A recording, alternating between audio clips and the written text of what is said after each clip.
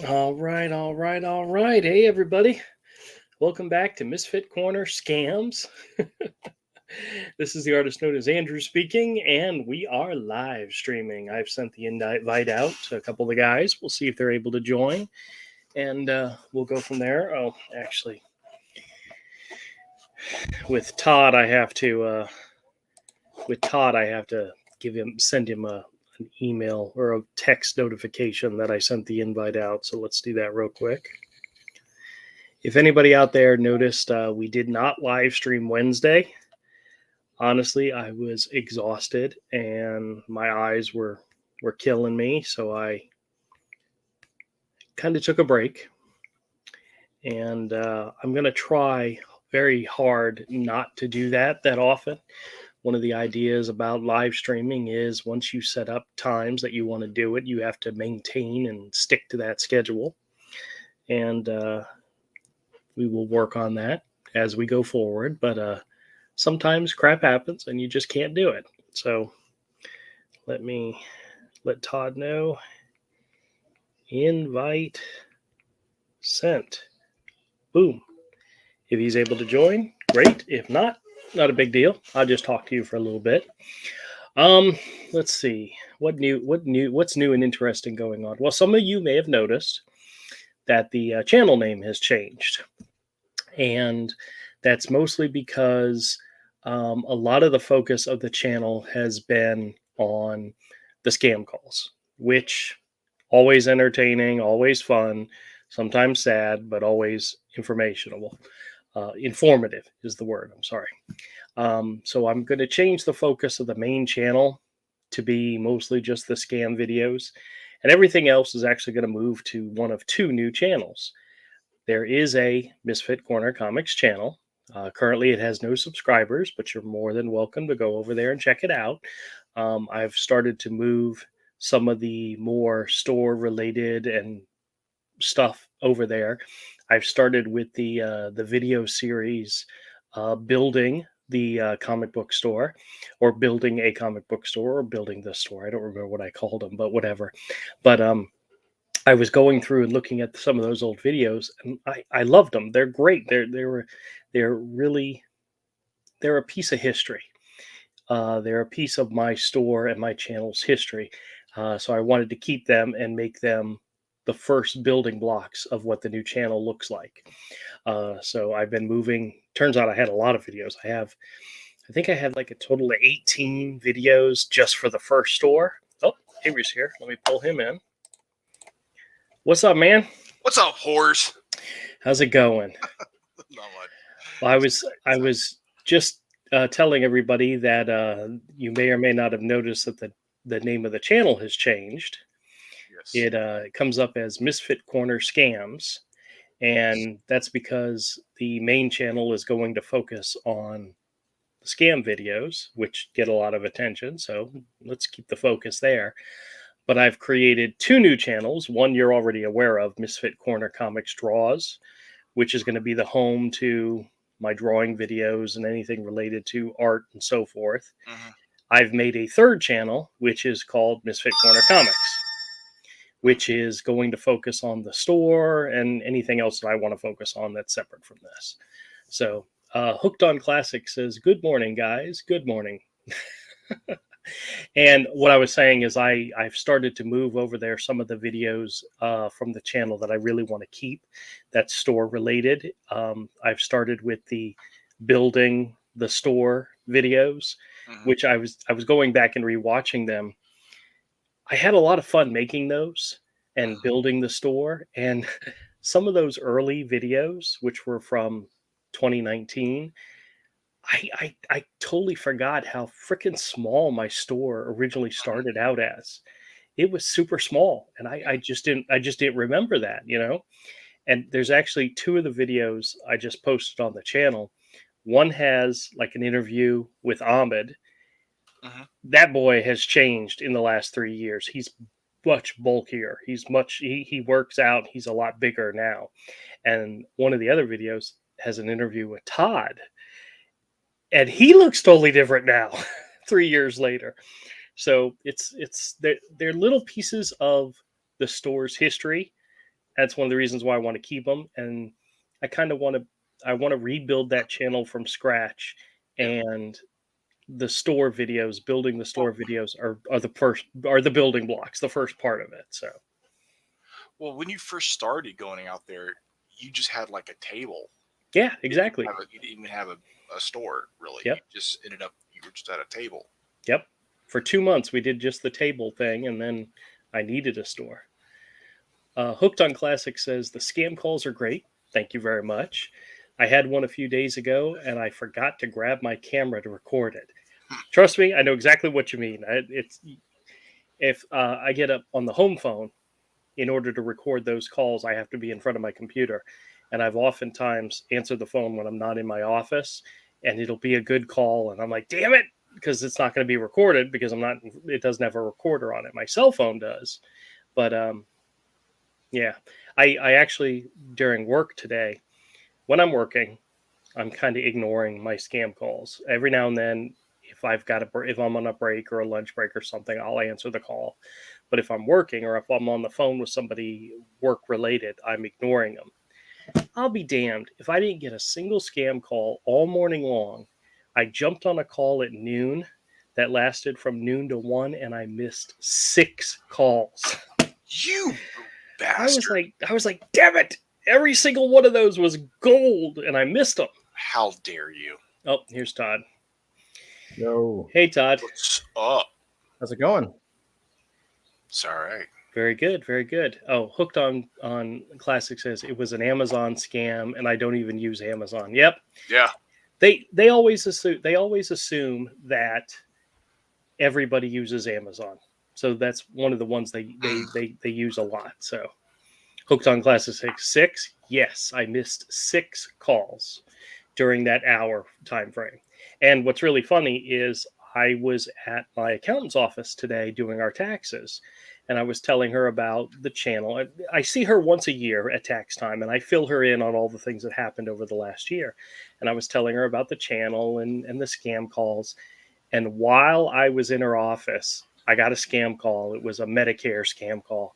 And I'm screwing with the guy, and she and the rest of the office are just laughing at the call because they're like, I can't believe you're saying that to him. I said, well, I'm just screwing with him. I'm not doing anything bad. But at one point in the call, I looked at the phone, and it's a 904 area code number. And I asked the guy, I said, where are you calling from? He says, I'm calling from New York. And I said, really? It shows a 904 area code. Is that a New York area code? And the guy goes, yeah. No. It's like, you idiot. No, it's Duval. It's not. It's Florida. It's our county. It's our area. Yeah. It's like, you guys, don't be so.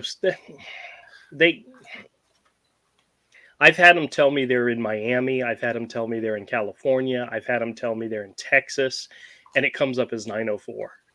And Yeah. I've had some that'll tell me, well, I don't know what the number is. It's a computer generated number. Well, duh. Of course you don't know what it is because you guys are spoofing other people's numbers, you know? Mm-hmm. But oh well, that's life. But I had a really good a credit card scammer a couple days ago who called me, and I'm screwing around with the guy, and he knew I was screwing around with him. And I told him, I said, I have a YouTube channel. I record my calls, and I'm going to make you famous. And he's like, oh, really? What's your YouTube channel? I'm not going to tell you that. I'm not going to make it easy for you. And he was telling me about how he has his own channel on YouTube, but he speaks a foreign language, so I wouldn't understand it. And I'm like, well, what's your YouTube channel name? And he's like, So he wouldn't give me his, and I wouldn't give him mine. So it was no big deal. It's fair. And he told me, he says, what do you do for a living? I said, I waste scammers' time, and I record their calls. And he goes, you're not wasting my time. And I said, oh, okay, sure. If you think, if that's the truth, that's cool. Well, I hung up with him, or he hung up on me. And then like a minute later, he calls me back from a different number. It's the same guy. And he's like, I really want to know what your YouTube channel is. And I'm like, well, I'm not going to tell you this. I said, and so I start screwing with him. He goes, hold on a second. He puts me on hold. And I'm just sitting there. And while the hold music is playing, I turn to my work computer and I get back to work. and I get some stuff done. And then he comes back on. He says, "Hey, are you still there?" And I said, "Yeah, I'm here." He says, "Oh, okay, no problem." He says, "Hold on just a second." He puts me on hold again. He's literally trying to waste my time, and I'm like, you're not wasting my time. Like, just I literally just went back to work. And after another 10 minutes of coming back and putting me on hold and all that, he comes back and says, "All right, listen, I gotta go. I've wasted too much time on you." And I'm like, aha. So funny. But he was trying to waste my time, and I'm like, dude, you giving me content for my channel. You're not wasting my time at all. But oh well. Fearful Milk says, yo. Hooked on Classic says, "I wish I could record the gift card scam, but they never asked that in the UK." Really? Okay. Well, we get, my accountant was asking me, she says, "What kind of scam calls do you get?" And I said, Amazon, Social Security, funeral expenses, credit cards. She said, "What about the renew your car warranty?" I said, "Yep, I get those too." I haven't gotten one of those in a while. I think they've finally given up, but usually they take a break and they'll stop calling you for a while, but then they'll start calling you again. I'm not exactly sure how it works, but I'm currently, I guess I'm on the no call list for the car warranties, but they'll come back. They'll come back around. Because you know you're naughty. Yeah, I am very naughty. Oh, I forgot to tell you guys. I last night and the night before, around 2 a.m, the telephone rang, and not last night, but the night before, it came up as a restricted number. But by the time I got out of bed and went, I left my phone in the office. By the time I got out of bed and went to go get it, they had already hung up. So I don't know who it was that was trying to call. But the next night, around 2:20 in the morning, they called again. Or I don't know if it was the same person. It came up as a unlisted number or whatever. But I didn't get to the phone quick enough to answer it. Now, my wife was up, and so it wasn't like they were waking anybody up. But apparently, maybe they're try to call me in the middle of the night to bother me. And I'm like, okay. I mean, if that's the worst you can do to me, okay. So, Fearful Milk says, "We do get the scam over here where they talk really low and they wait for you to say yes or a word." Yeah, a lot of sometimes some of the calls I get, I'll say hello, and nobody's there, and then it'll disconnect. That's them checking to see if somebody answers the phone.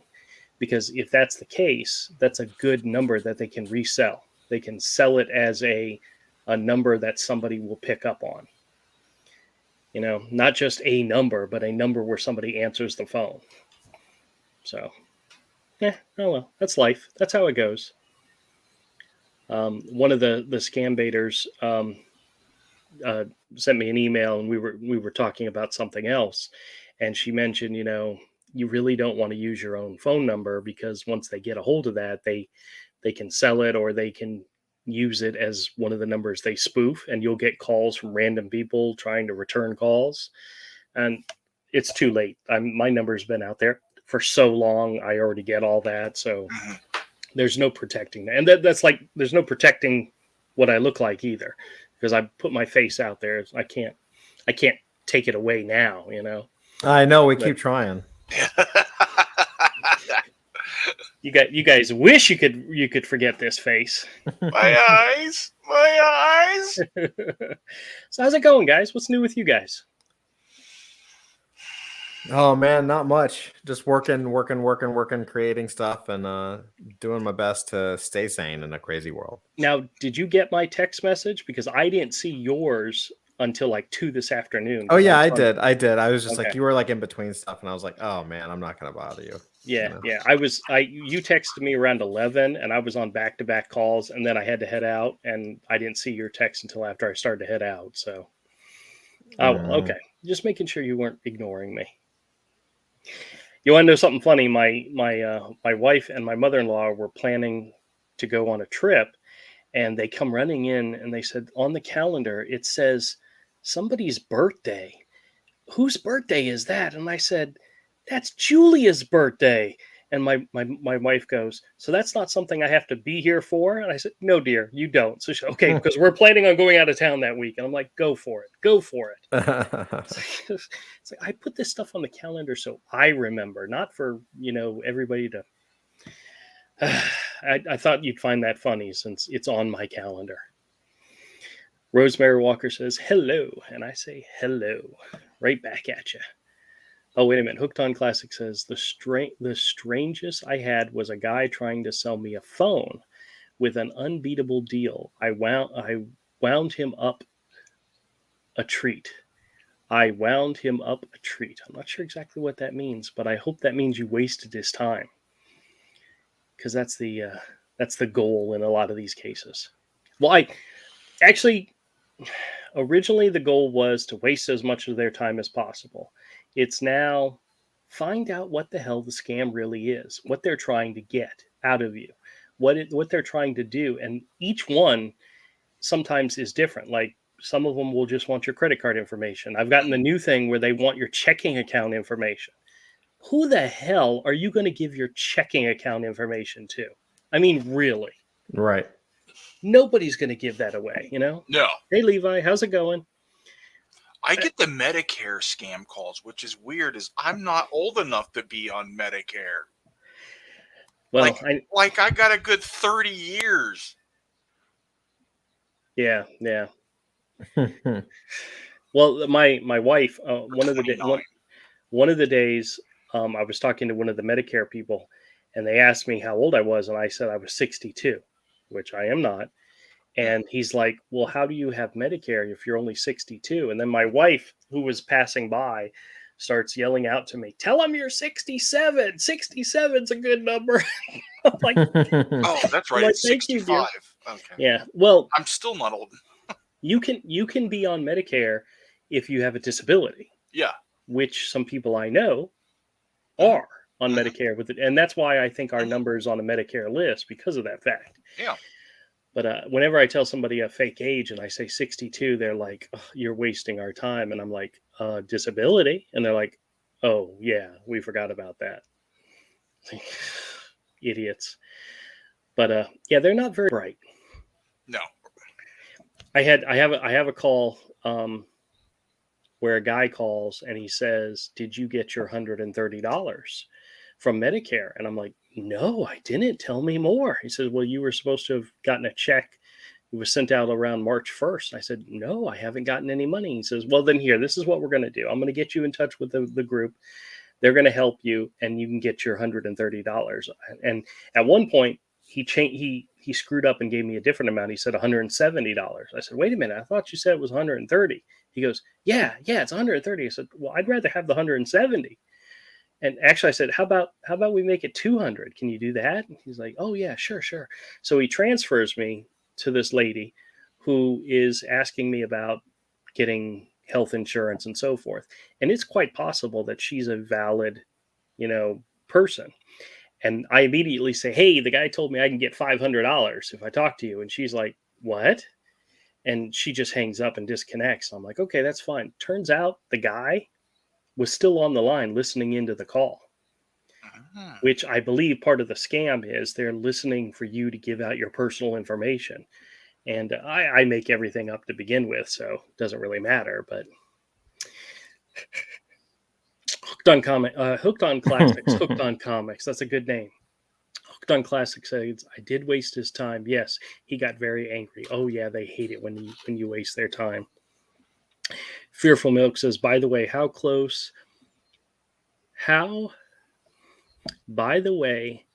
does the recent growth on the scam calls feel? It's very nice, Fearful Milk. It's very nice. What's interesting about YouTube is when you start a channel, you don't always know what's going to catch on. So you kind of throw everything at the wall. And if you look at my video history, I threw a lot of crap at the wall. I made videos of every single thing I liked, whether it was drawing, whether it was comics, whether it was toys, Legos, just DVDs, Blu-rays, everything. And every now and then I would sprinkle in a scam call because those were funny. They were great. and that's what blew up. Yeah. So, And you know. you know what? There are really big channels on all those other subjects. Oh yeah, oh yeah. There's big toy channels, Lego channels, art channels. I mean, it's all over the place. Yep, yep. Clark is here and he says, But "Hey, Misfit Corner Scams. I watch every single scam video you stream. Excellent, excellent. I've got a whole bunch. I literally have a folder called To Be Used Scam Calls, which is just simple recordings of calls. They must. I think I'm just gonna cut you. I think that the scam artists like you, and they've actually put you on a list of someone to call just to like because they like getting brighten screwed their with. day. Yeah. Well, I had that one guy one time ask me if I knew who Kit Boga was, and at the time I wasn't familiar with this stuff. I'm very familiar with him now. He's very popular in the scam baiting community, and the guy was bragging about how he's on like 6 of his videos, 6 of his calls. Wow, that's They great. they almost they kind of like Mm-hmm. it's a badge of honor to, I don't know, to get scammed by a scam baiter, you know. But oh well. That's You are part a of. master scam baiter, No, I'm not. I'm not a that scam masturbator. good. Thank you, Todd. You're You're funny. Yeah, but I have an idea that I mentioned to these guys earlier this week, and I've been working out some of the storyline, some of the details, and I've got one particular scene that I'm really looking forward to working out completely, and it should be very entertaining. Let's see. Hooked on Classics says you, Wenja 92, and Kit Boga are my favorites. Cool, cool. Nice. So now is this channel like is this live call? Is this more like a kind of a scam review now? Not really. I don't think it's going that way right now. This is still just our Friday hangout. What I was talking about with Avery before you joined is that I changed and am rebranding this channel to be more scam oriented. But I've created a new channel, Misfit Corner Comics, where I'm going to move a lot of the store videos and stuff like that too. So I'm still going to maintain doing stuff for the store and with the publishing company and so forth. Because people out there may not know, Misfit Corner Comics is also is our publishing company, and we're getting back into working on some new books as well as the old books that we're reworking, and hopefully one day we'll once again publish. But it's hard to say you're a publishing company when you haven't published in 2 years, you know. But I do have some good excuses, but in my mind, I'm running out of them. It's not a good excuse. I can't continue to say, hey, I have health issues. No, it's not good enough. I've got to get back on it, and I've got to start doing it again. That's just the bottom line. But that's well, you've also got to improve your health. Well, my health is improving, and you guys will understand as things continue. But the bottom line is, I know what it's like, because my health this past year was bad. Like I got pretty close to kicking the bucket. well, we're glad that didn't happen, but I was close. Yeah. I mean, I didn't realize how sick I was. Right. And it took me. Well, I'm still not 100% over it. Yeah. Well, I'm the same way the year before, because it was all of a sudden I'm in the hospital having a minor stroke. Yeah. And didn't realize how bad it was. Well, I was right behind you. I was on the verge of having one. The doctors were terrified. It's like, whoa, you're about to have a stroke. Like any minute, like go to the ER now. Why? What did they say? What, like, figure out what happened? I was in this loop where my blood pressure was driving up my anxiety. Then my anxiety was driving up my blood pressure. So it was just skyrocketing to the point where you're on the verge of a stroke. Like, are you on blood thinners now? I'm on 2 different blood pressure, and my heart was racing. Like I could be sitting here doing nothing, and my heart would be going like 90 something beats per minute. Wow. And I'm on 2 different blood pressure medicines. One of them slows my heart rate. And so if it's a good day where my anxiety's not high, it'll actually make me super sleepy where I can't hardly get out of bed. And because I'm on 2 different blood pressure medicines, and one of them's to also hold my heart rate down, and I'm on anxiety meds and I can't remember what the other med is. It's But the good thing is you're under a doctor's care Yeah. and you're getting help. Yeah. Where just like me, when I went into the hospital with the stroke, I wasn't keeping track of anything. I wasn't taking any of my meds. I wasn't seeing the doctor regularly. And sometimes you get a wake-up call and you have to turn your life around, you know? Mhm. But, all right, no more personal stuff. I do have 3 things I want to show you guys. Clark says, health always comes first. If you're not alive, you're not able to do what you want to do. Ain't that the truth?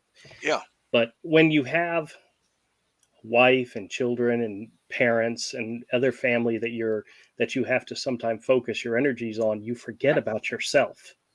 And I know that happened to Avery, and I know that's happened to me. And Todd, I know you've experienced that as well. When you focus on the people around you, you forget about yourself, and that's not always a good thing. All right, 3 things I want to share with you. 3, 4, 3. Okay. All right. Number 1, I got a new Peep thing that isn't Peeps, but it is Peeps. And I'm really not sure if I'm going to do it tonight or maybe next time.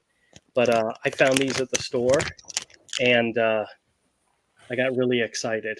Oh my God. Gummies. Gummies. Gross. If these taste anything like marshmallow Peeps, I'm going to be in love. But I seriously doubt they will. They say it's marshmallow artificially flavored. Oh my God, this could be the best thing I've ever tried in my life. I like CBD gummies. Especially the Delta 8. Yeah. Gummies. There was something on the news this morning. They were talking about they've had a rise in people having overdose reactions to the CBD gummies. Uh-huh. And it was mostly children. Oh. And I'm thinking to myself, who the hell? Yeah, that's not a thing. Yeah. You Who know? keeps that where your kid can get a hold of it? Well, really bad parents. That's weird. Oh, there was a news thing, and I'm going to use this in the story that I'm working on, that I heard on the radio this morning, and I had to come home and I had to tell it to my mother-in-law because I heard it on the radio. Here in town, on the north side, a man who has multiple arrest warrants for burglary, so in other words, a pillar of the community, was seen intoxicated trying to break into cars. So the people who saw him trying to break into cars called the police. When the police came out and found the man, he was lying in a ditch, suffering from a self-imposed gunshot wound from a gun that he had stolen from one of the cars, and the gunshot wound was in his groin. Nice. Perfect. Well deserved. Like I said, pillar of the community. I'm going to use that in the story I'm working on because that is just too good to where like a newscaster is talking about something and they go, oh, in local news, a man found lying in a ditch, not self-imposed. What is it called when you shoot yourself? Self-inflicted gunshot wound to the groin. Well, when people complain about gun crime and gun violence in America, I'm like, well, the only problem with gun violence in America is the wrong people get shot. Well, in that case, the right person was shot. One of the statistics that they use a lot on the news is how many gun crimes or gun incidents are happening. They're going to count this as a gun incident. Yes, they count suicide too. Yeah. The guy shot himself in the dick. I mean, come on. At least in the groin. Well, that's why I don't. That and I've gotten too heavy again, so I can't appendix carry. But even if once I get the weight back off, I'm still not going to appendix carry because what I carry does not have a manual safety. Yeah. I don't like guns with manual safety, so I'm not going to have that thing pointed at my boys. Yeah, I'm not doing it. I carry it strong side.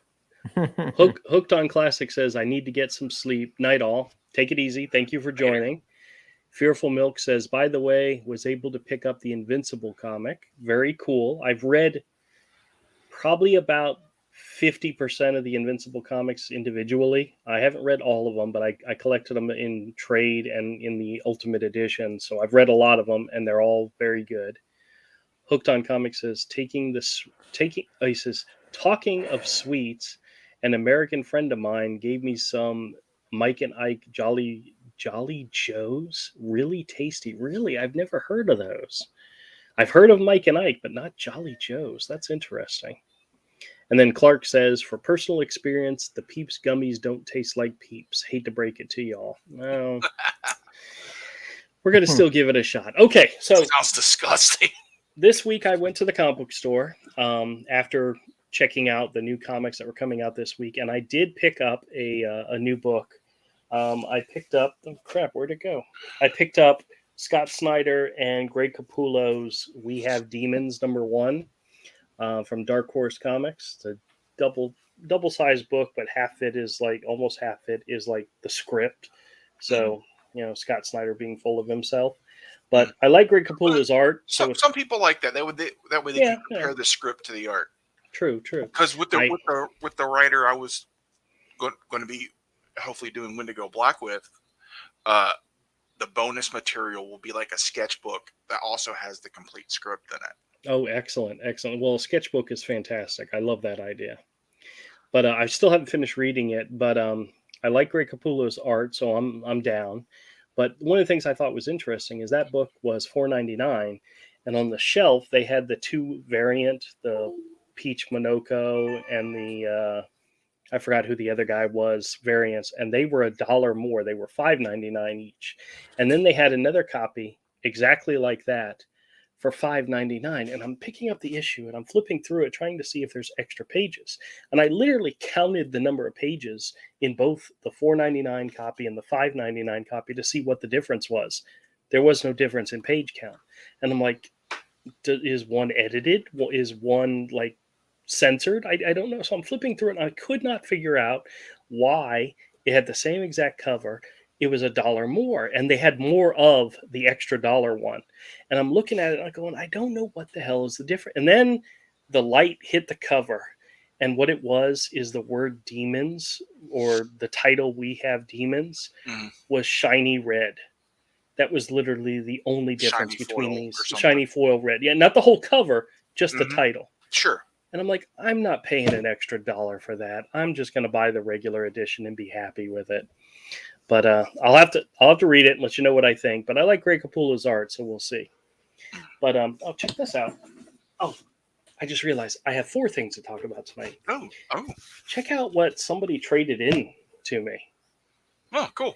This is the original Batman movie from 1989. This is the official book of the movie. I feel like I remember that. Yeah, I remember that. It's a hardcover. It had oh wow.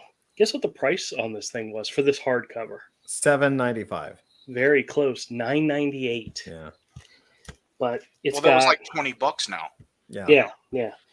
It's got pictures, behind the scenes, different character stuff. Talks about the comics. Mm-hmm. It's even got some like really cool stuff in it. But I'm looking forward to going through it. Somebody had traded it into me, and I kind of like threw it aside and put it aside and forgot I had it.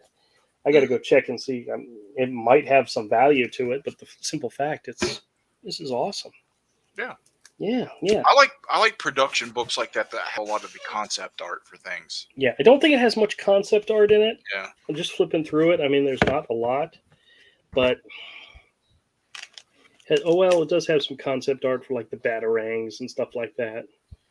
There's probably a whole section on the car and all that good stuff. But have either of you guys gotten an opportunity to go see the movie, the new one? I have no interest. Todd, any interest whatsoever? A little bit. I haven't seen it, obviously, but. Oh, okay. Well, me and the wife went and saw it. It was pretty good. Yeah, how was it? I enjoyed it. It was the small pieces that were interesting. Like the fact that Colin Farrell as the Penguin, you completely forget the fact it's Colin Farrell. He doesn't look anything like Colin Farrell. Yeah, it's totally different, and it makes him stand out as a really good-looking character. Not a good-looking character, but as a good character who looks the part. Let's put it that way. But I had one of my regulars who went and saw it, told me that he went and saw it opening night and enjoyed it, and a couple days later he went back and saw it a second time, and he enjoyed it so much more the second time because maybe it was the fact he knew what was going to happen, so he was able to pay attention to it more, and he picked up on the mood and the settings, and there was so much more he was able to focus on than paying attention to the story, and he liked it even more the second time, which is something he told me is that's normally not the case with him.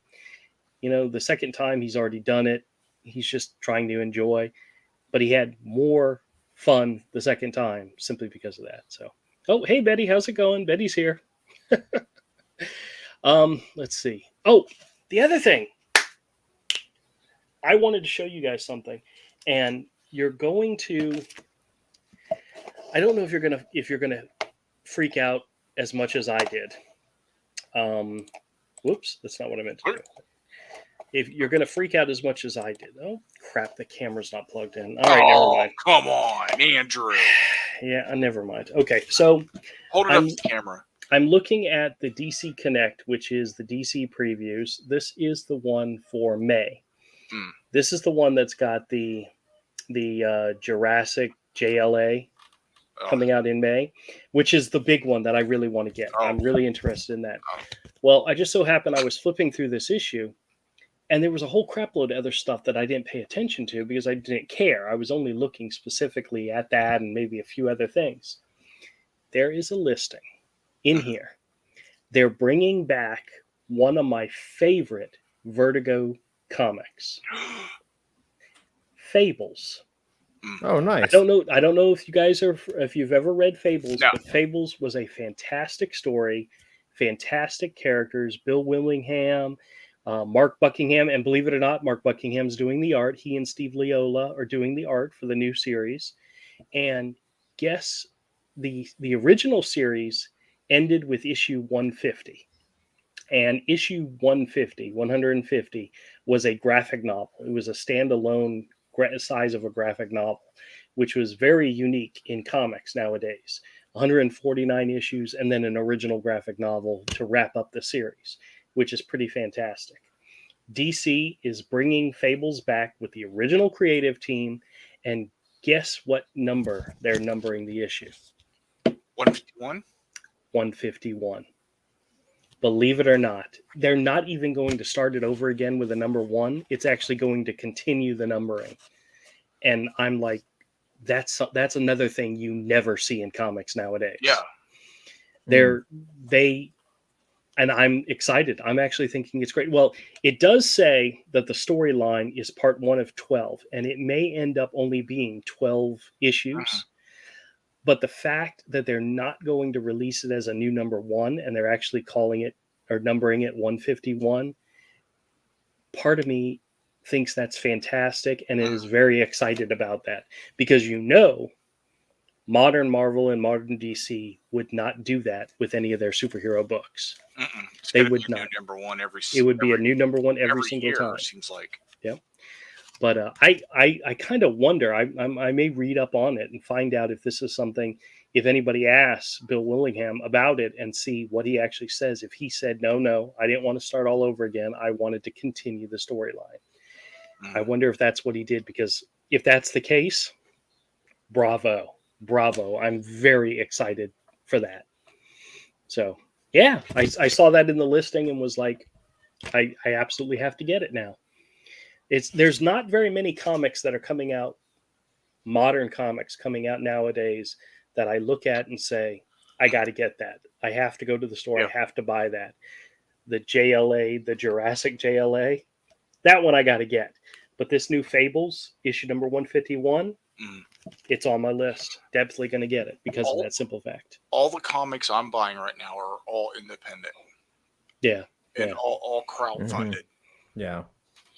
Well, I'm still finding some older comics that I never got as a kid but that are besides just back blowing issues, me away. Oh yeah, no. I'm The not back talking. issues Yeah, so much better. back So much issues, better. older graphic novels. Like I'm not talking about that stuff. I'm talking about stuff coming out new. Modern, newer stuff, right? Yeah, everything new I'm buying is all independent, all crowdfunded, small self-published stuff. Yep. Uh, I even though I'm technically spending more, it's just I know for a fact because I have self-published and done small press. I know how expensive it is, so I don't mind paying enough money for them to make a profit and put something in their pocket. Yeah. Very cool. Because I know I've been there. Plus, there's campaigns out there right now that I've worked on. Well, I've got an idea that I'm playing around with right now. I told the guys about it earlier this week that combines my two loves. One that I've had for many, many years, which is the original graphic novel comics, and my new love, which I'm finding having a lot of fun with, which is scam baiting. Mm-hmm. I've got an idea for combining the two, Mm-hmm. and if I can pull it off, I could reach a whole new group of Yeah. people, and it could be a lot of fun. Yeah. And we'll see what happens. Really? I'm not going to tell a lot about it right now because it's in the very early stages. But it's an idea. My one suggestion: watch 976 Evil. All right, I'm going to have to check it out. But you need to check that out. And I'm just saying, cross that with Scooby Doo, plus your other ideas. Like mix it all together. Okay. The ideas you told me about, then mix it with Scooby Doo and 976 Evil. Now, I don't want to make it a comedy thing. No. The same way Hellboy borrows from Scooby Doo. Okay. I gotcha. There are very Scooby Doo moments and Warner Brothers moments in Hellboy. A lot of it's in the dialogue. Yeah. A lot of it's in the dialogue because that particular character doesn't take himself seriously. Yeah. In a lot Plus of things. He falls down a lot. Right. Like he falls through floors a lot. Yeah. Every time he punches a monster and says "boom," yeah, I think that's fantastic. Yeah, like it's influenced in there, you know. Yep. Yeah, but I've got an idea for kind of merging those two, literally two audiences. There's the comic book fan and then the scam baiter fans. And this is an idea of bringing the two of them together and telling an entertaining story. Hopefully, it'll be an entertaining story that everybody can relate to. So, Clark says, I've got Batman #1 that's been in the family for years. Unfortunately, it's not worth that much because the last 2 pages have been ripped out at some point. I think my dad bought it that way. Really? Actually, I've been seeing, believe it or not, Clark, I've been seeing some people have taken like single pages out of very rare comics like Detective Comics 27 or Spider-Man #1, and they've literally sent a single page to be graded and actually have a page of those comics graded, and they're selling for thousands and thousands of dollars. Yeah, I've seen that. Yeah, and I personally would never imagine grading a page. Yeah. But I think one of the ones I saw was a page from like the first appearance of the Joker from like Batman something. I forgot the exact number, but it was the page from that comic that introduced the Joker. Somebody literally graded that single page and it was like going for like $10,000 or something. It was crazy. But yeah. Wow. That totally could like that. If that's possible, reader copies of old books could disappear from the 50-cent pence. There is nothing wrong with reader copies, man. Yeah, nothing wrong at all. I love them. That's what got me into Jack Kirby. Is I would find those reader copies and reprints and 50-cent pens of Fantastic Four. Yep. And that's where I learned to appreciate Kirby. You know what's so funny? I had a guy come into the store and he had a box of comics and I offered him some money for them and he sold them to me. And in there were a couple of individual issues that were like $3 or $4 comics. The rest were dollar comics or 50-cent comics, no problem. When though there was a stack of Conans, not early Conans, much later, where the spines had been rolled. And that happens from people reading them and folding them back. Well loved. Well loved, yeah. If the condition was good enough, I put them in a bag and a board, and I put them in the 50-cent bin. But if they were so rolled that they were literally a reader copy, I put it in the quarter bin. I'll be damned if a week later I hadn't sold all of them. Yeah, because they're still enjoyable. Yeah, they are. And a lot of people who remember those comics as kids don't care if they're reader copies or not. They want to enjoy them. And if I'm willing to sell them for a quarter, they're willing to grab them. So yeah, that's how I feel about, like whenever I happen to find like Batman Year One. Yeah. Occasionally you'll find that, or Frank Miller Born Again, Daredevil. Occasionally you will find a reader copy of one of those in a $1 bin or a 50-cent bin, and I'll take it. I don't care. You know what I had recently? I had gotten a copy of Invaders #1. This is the classic Marvel Comics Captain America Submariner issue. This is from the early 60s. Now, this was a very beat up copy. Had it been a near mint condition issue, it'd be like an $80 book. I literally got it out of a 50-cent bin, but it was very enjoyable. The inside was great. The cover beat to crap, but I stuck it up on the wall, bagged and boarded for $5 and sold it.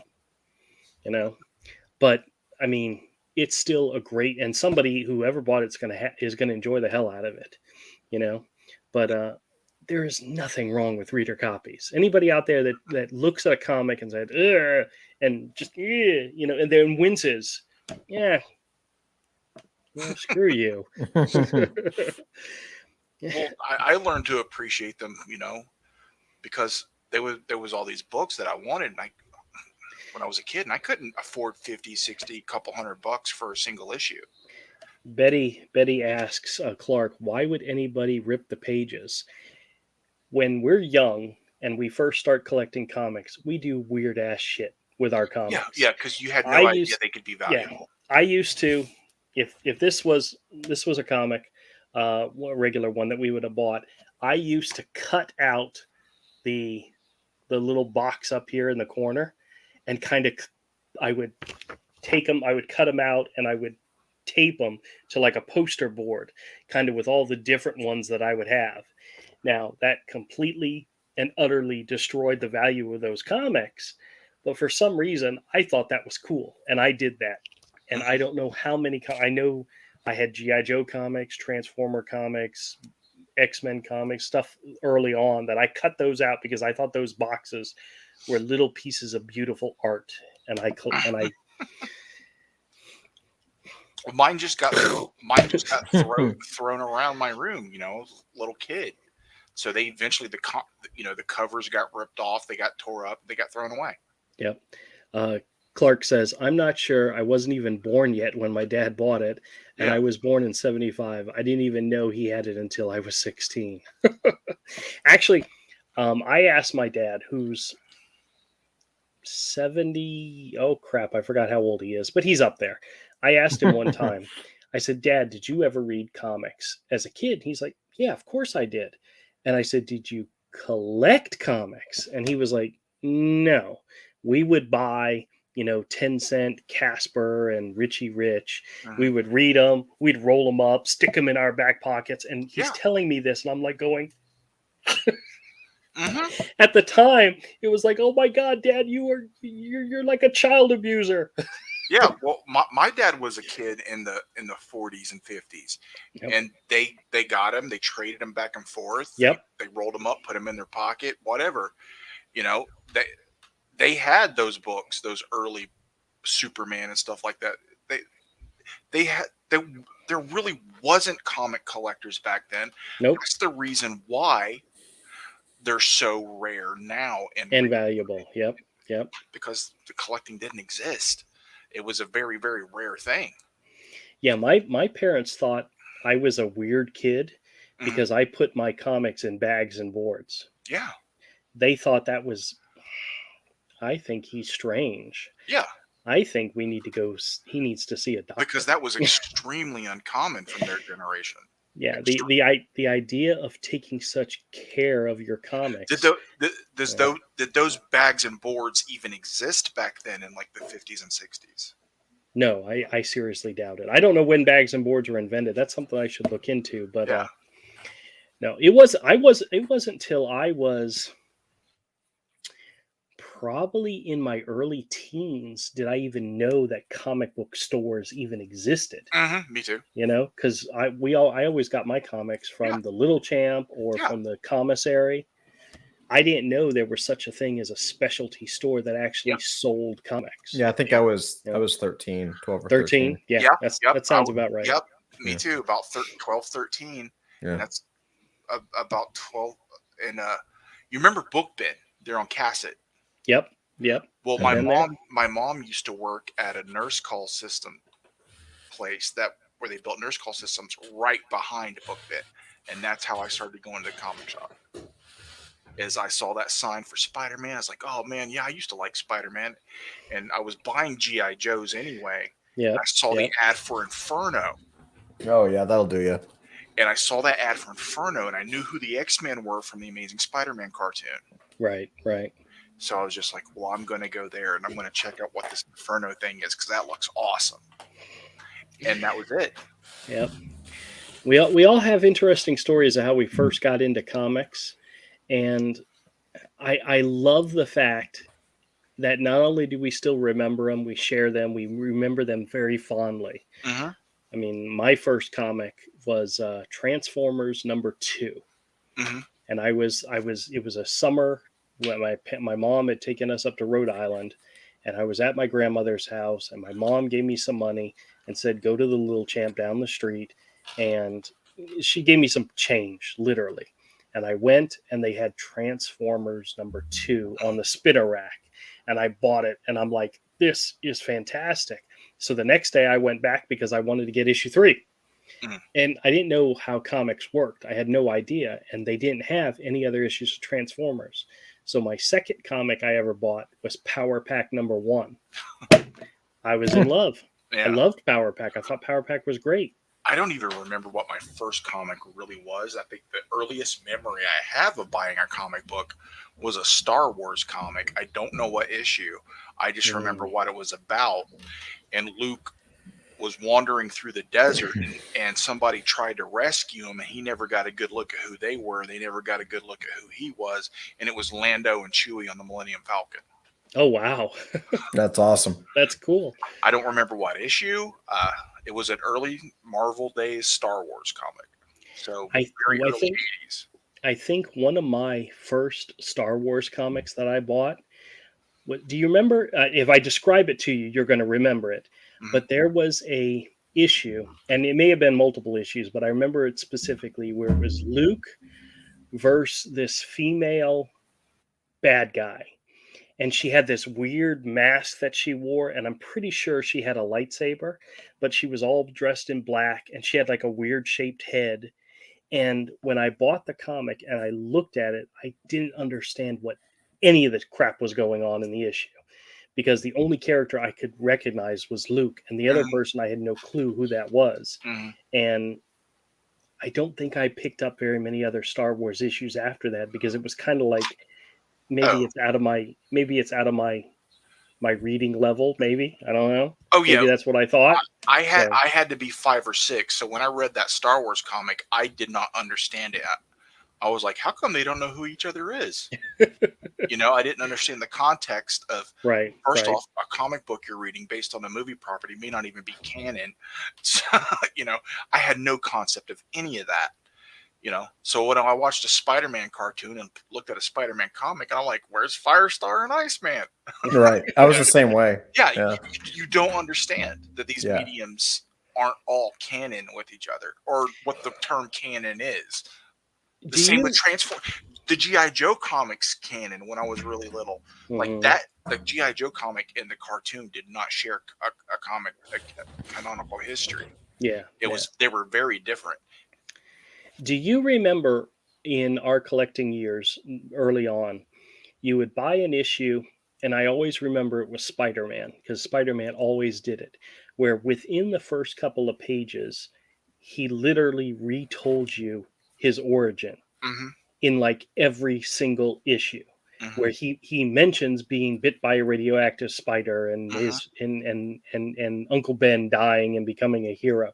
It was literally in every single issue he retold his origin, whether it was part of the dialogue or whether it was a recap button, a recap like Caption. thing, caption, exactly. Mm-hmm. But was that something they did in all comics back then? And a lot of comics, because back then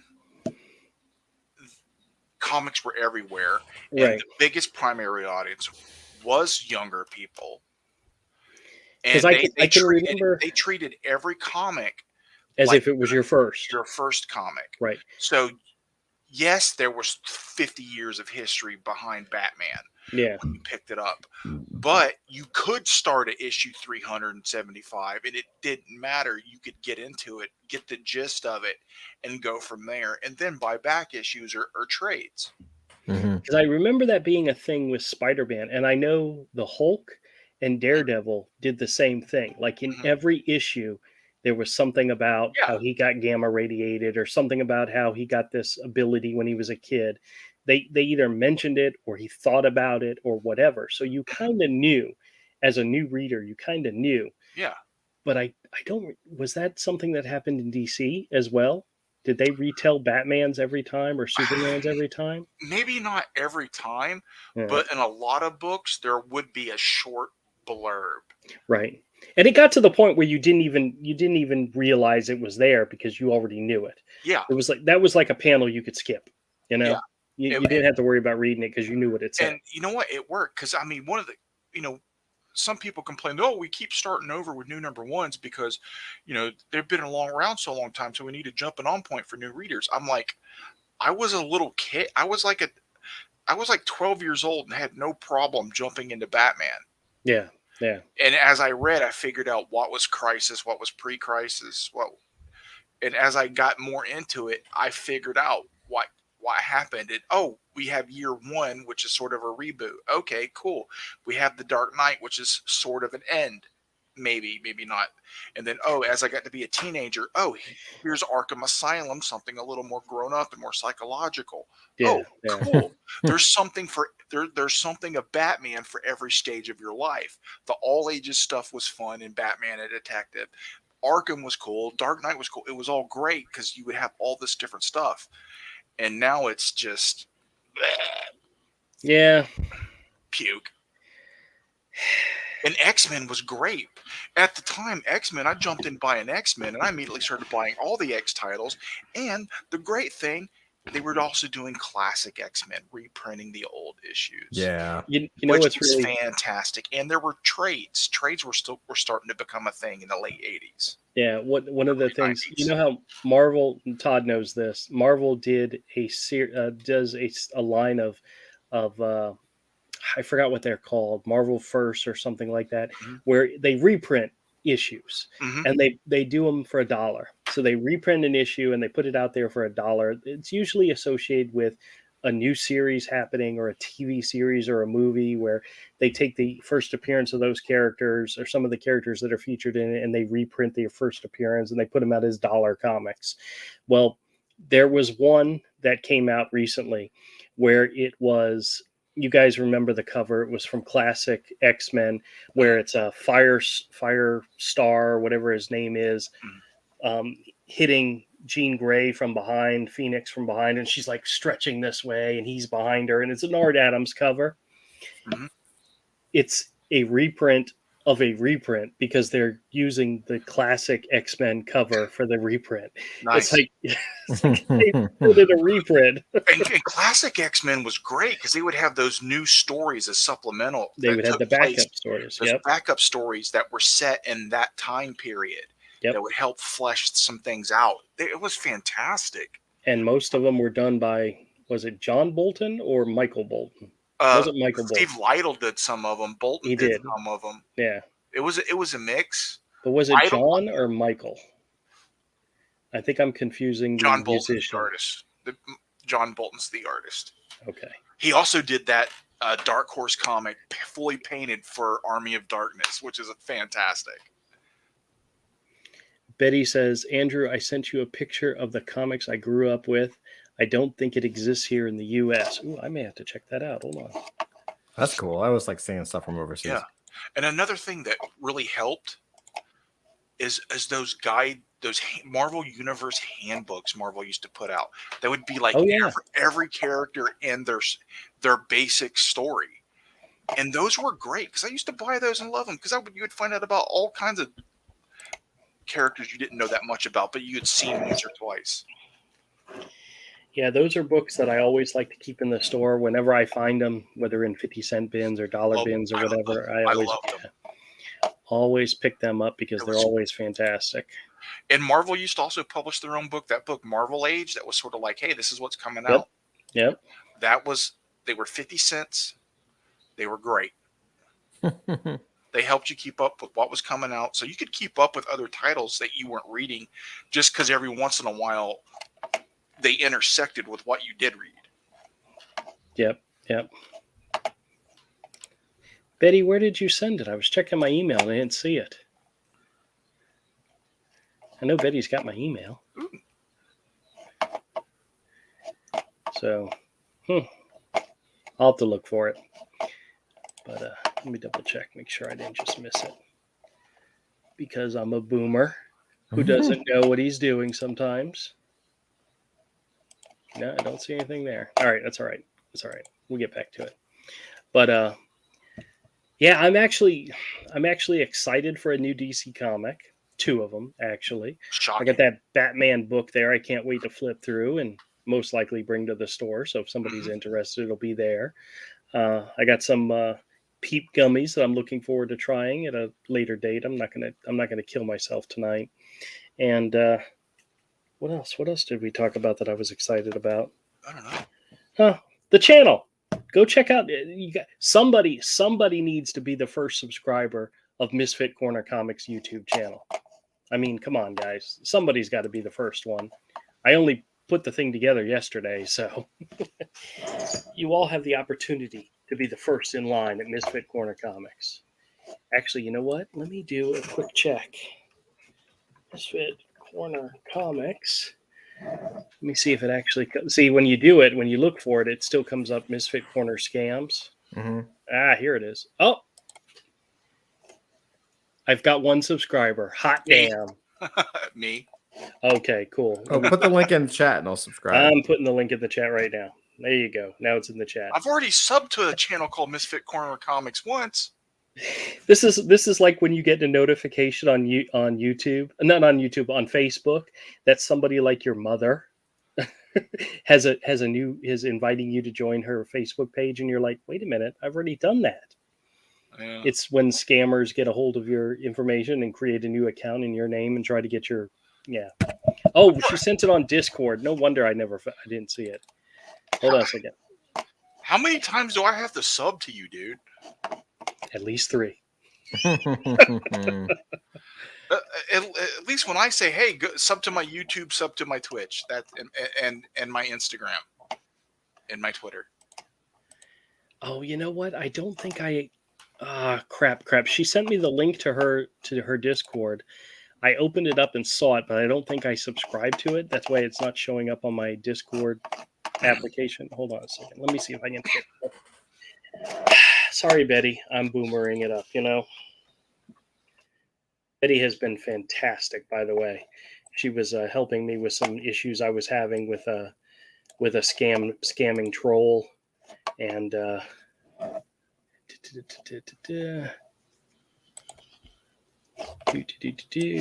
going to the Discord right now. Oh, here we go. I'm getting a chance to join. All right, I'm getting there. I'm getting there, Betty. I'm figuring it out. All right, let's see. You have 3 subscribers. You're on your way. Hot damn! I'm blowing up, man. I'm blowing up again. All right, hold on a second. So how do I get a How do I see a message that she sent me on Discord? Oh, frickin' A. Do you know what I have as my icon picture for Discord? It's still that picture of Kodiak. that I click. Oh, that's funny. Oh, By the way, did you guys see his Facebook page where he posted a current picture of himself? oh yeah, he's lost a ton of weight. He looks great. I'm looking at that picture going, where the hell's my friend? No, That's not him. No, dude, he's getting buff. Oh my God. I was No, so send it. impressed. Let me see it. Put it in private chat. Yeah, he's lost a ton of weight. Good for him. He has. I hope to join him. How the fuck did he do it? I've been trying to lose weight for 30 years. The same way I did it. Eat right, lift weights. That's what I do. It doesn't work. He looks freaking fantastic. To the point where I did not recognize him, and I was freaking looking at it going, what the hell happened to my friend? Here, put it in private chat. I will eventually. I'm trying to find this picture that Betty sent. She said she sent it on Discord. I'm in her Discord now, but I have no idea where to look. I'm sure there's a place where you go where you see her messages from her. Oh my God. You guys know I'm such a boomer.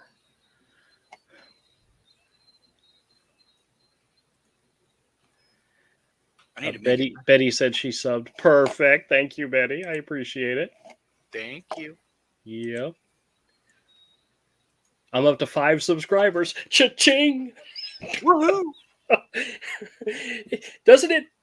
Hey, when you first started this channel, it took you a lot longer than that to get 5 subscribers. I had 3 for the longest time, and 2 of them were people I knew. Like I know one of them was me. Yeah, I know. Oh my God, we are so bad. But there is a video.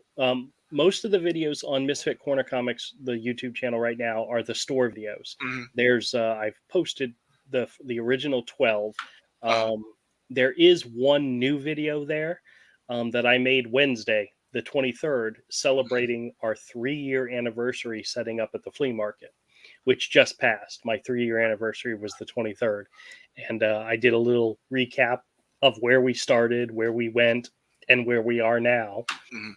And yeah, Todd, there's a video on the channel where it says including, but you know what? Freaking A. Hold on a second. I'll just show it to you. It says including customer commentary, and it's you from 2019. Oh, I know. I remember that video. With your you look totally different now from back then. Okay. Oh, older and more mature, I should say. Did either one of you guys back Lost Pages? No. I think okay, well, it's fulfilling now. You could still back it. You didn't back the book I worked on? Oh, you bastard. Yeah, I know you, so I didn't think it was worth it. Ah, bastards. It's 2 books. It's 2 books I worked on. All right, check it out. I won't. Well, I'll play the video or the portion of the video, but it's coming, and we're just going to keep building. All right, everybody. Thanks a lot for checking out the video, and we'll catch you all next time. It's a customer testimonial, so tell me what you think of my store. What do I think of your store? Oh, there's so many things I could say. That's from 2000. Oh, yeah, I see you posted. Here's what I have to say about Andrew's store. Look, most of us have jobs. A lot of us have family. If you like both of those, don't come to Andrew's comic shop. Because at Andrew's comic book money hole, he will take all of your money. Not only because he's a wonderful human being and you'll get great service, but because he literally is the biggest secret in the state of Florida. That's me. You can't get these books for these prices anywhere. You sure it's not Michael? Try me on that. Google any of these. Just like look on Amazon or eBay and see what they're going for, and then say, "Oh yeah, I'm gonna get a good deal," and then it'll come here and you're gonna drop like $500. So that hasn't happened yet, by the way. I was there for this. You were there for this? Okay.